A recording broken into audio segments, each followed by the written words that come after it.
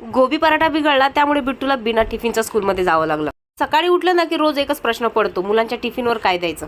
मी जास्त टेन्शन घेतलं नाही. फ्रीज खोललं, त्यामध्ये दिसले मला फ्लावर आणि बटाट्याची भाजी केली. एकदम छान भाजी बनते.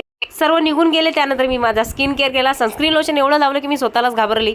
झोपेतून उठली तेव्हापासूनच माझा हात एकदम दुखायला लागलाय. मला असं वाटते काल साफसफाई केली त्याचाच परिणाम असावा. तयारी करून किचन मध्ये आली आणि राहिलेला स्वयंपाक पूर्ण करून घेतला. तेवढ्यात जाऊ बिट्टूला घेऊन घरी आल्या. आज त्या सकाळीच ड्युटीला निघून गेलेल्या, त्यामुळे तिकडनं येताना बिट्टूला पण घेऊन आल्या.